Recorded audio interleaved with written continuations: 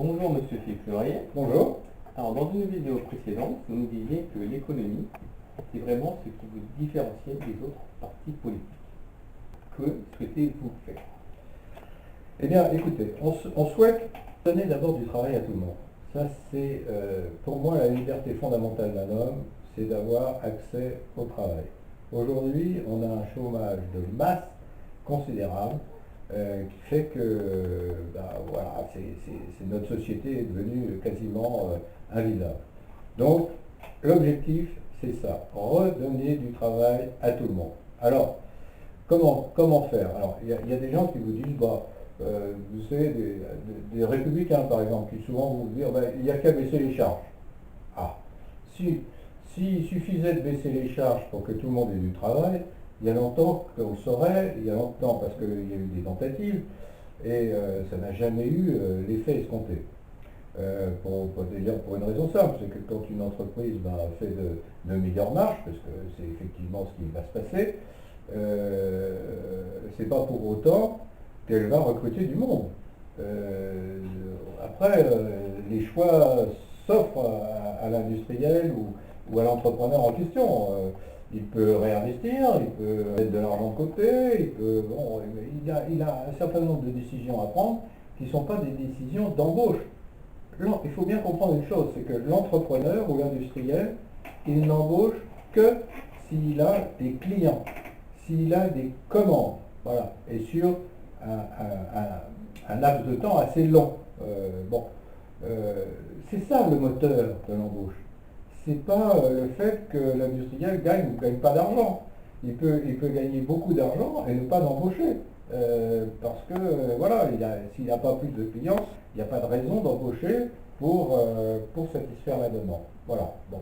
Donc il faut bien comprendre ça. Alors, nous, ce qu'on voudrait plus pratiquement, c'est protéger les industries françaises d'une concurrence déloyale, premièrement des pays de l'autre bout du monde, qui font fabriquer des produits par des gens qui payent $1 par jour, et qui ne respectent pas en plus les règles élémentaires du droit du travail. Donc là, il faut se protéger, c'est très important. Attention, parce qu'il faut se protéger, d'accord, mais uniquement des produits finis, pas des produits intermédiaires qui nous permettraient peut-être d'avoir une meilleure productivité par rapport à nos voisins. Donc là, il faut limiter ça uniquement aux produits finis. Ça, c'est la première chose. La deuxième chose, c'est la sortie de l'euro, bien entendu. La sortie de l'euro qui permet de récupérer de la productivité facilement par rapport à notre voisin et premier client, premier fournisseur, qui est l'Allemagne.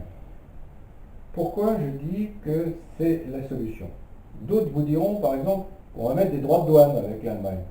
Mais les droits de douane avec l'Allemagne, c'est juste ridicule.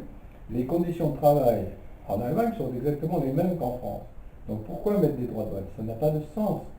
La meilleure des solutions entre deux pays qui ont à peu près les mêmes règles et les mêmes niveaux de développement, c'est le libre-échange. C'est là où, au contraire, il y a l'accumulation de richesses.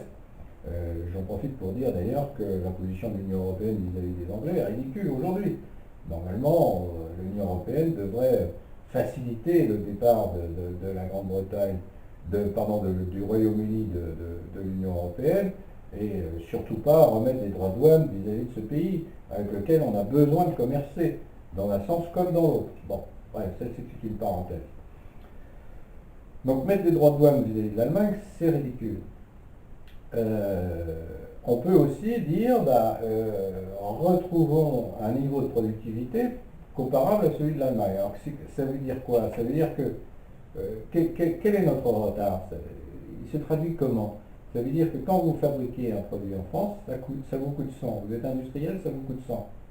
Vous êtes allemand, vous êtes industriel allemand, ça vous coûte 85. C'est ça le truc. C'est ça la question. Alors, vous êtes français, vous êtes donc confronté à cette situation, vous voulez descendre à 85 pour pouvoir vendre vos produits à l'international, ou pouvoir résister aux produits allemands sur votre marché intérieur. Vous voulez descendre à 85. Et à 30% de votre, en moyenne, selon les industries, les branches, en moyenne, votre masse salariale, c'est 30 à 40% du sujet. Bon, bah, c'est pas compliqué. Il faut que descendre les 30 ou 40 qui font partie des 100, il faut les descendre de 15. Voilà. Et vous voyez tout de suite que c'est inacceptable socialement. Donc, et ça rejoint ce qu'on disait tout à l'heure sur l'austérité. Il faudrait une austérité tellement grande et tellement grave pour arriver à nos fins que ce serait inacceptable, ce serait la révolution. Donc, si on veut véritablement retrouver de la productivité vis-à-vis des Allemands, il n'y a qu'une seule solution, malheureusement, enfin pas malheureusement, il n'y a qu'une seule solution, claire, c'était d'ailleurs la situation auparavant, de se décrocher de la monnaie unique et de récupérer notre monnaie nationale. Voilà, on a très bien vécu comme ça dans les années 60, c'était au moment où il y avait d'ailleurs la meilleure croissance en France. Donc voilà, la sortie de l'euro, c'est la deuxième condition essentielle.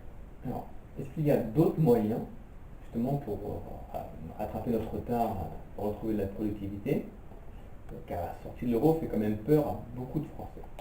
Non mais je vous ai expliqué, c'est où on sort de l'euro et on récupère de la productivité facilement, ou on ne sort pas de l'euro et pour retrouver de la productivité, on est obligé de prendre des mesures qui sont totalement antisociales.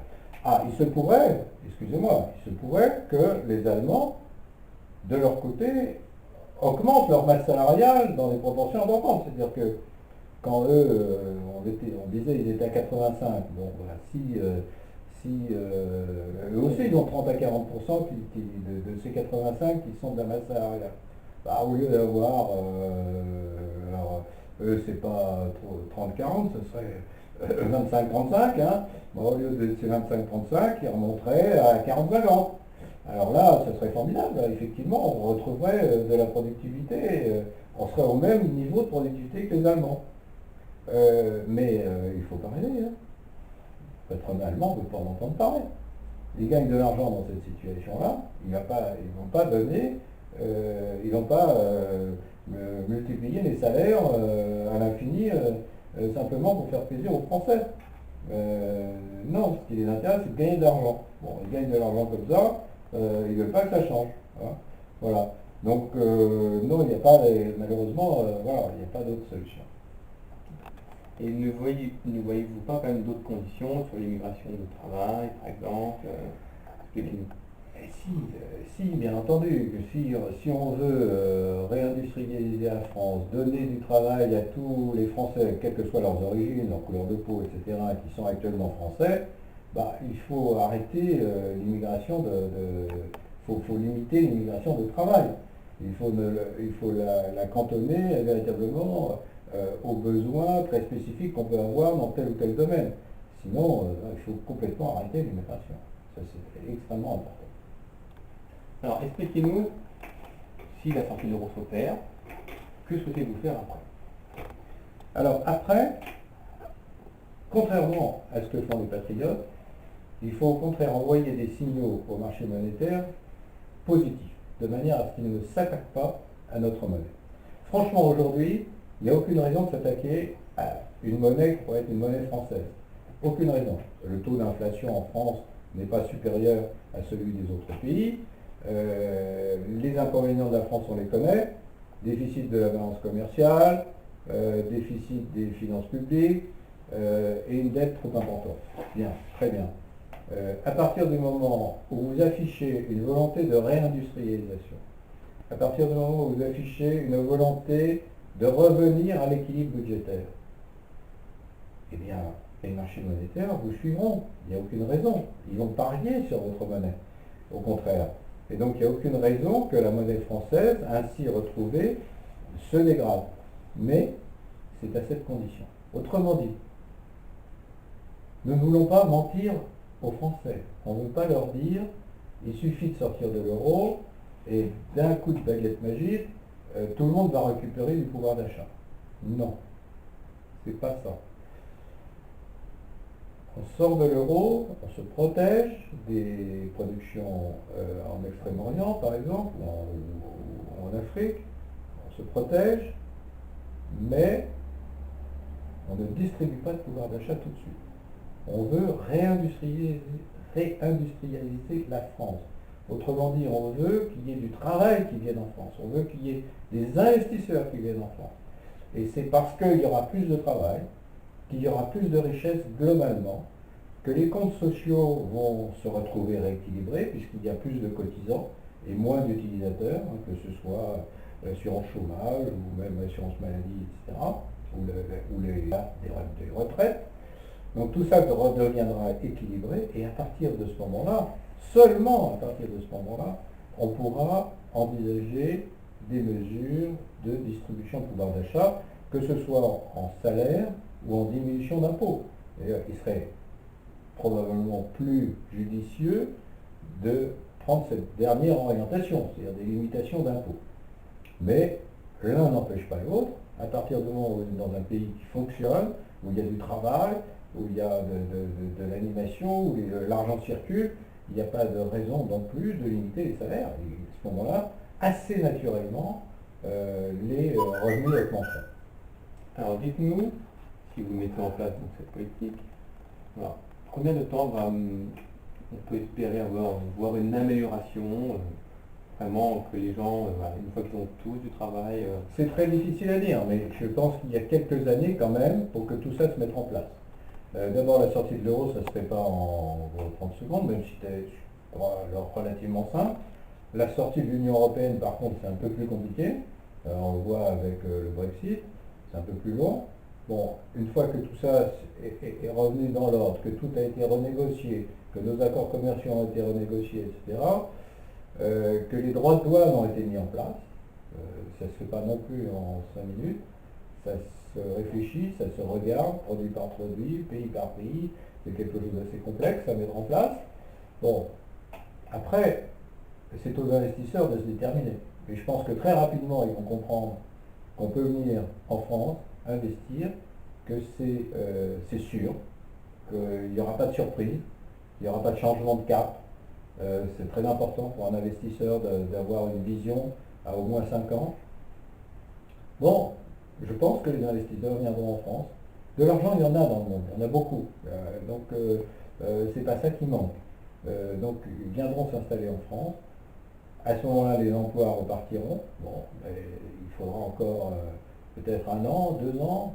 Moi, je pense que si vous mettez tout bout à bout, en 4 ans, déjà, on a résolu une grande partie du problème et on commence à rembourser notre dette et on peut déjà commencer à lâcher du lest sur le pouvoir d'achat.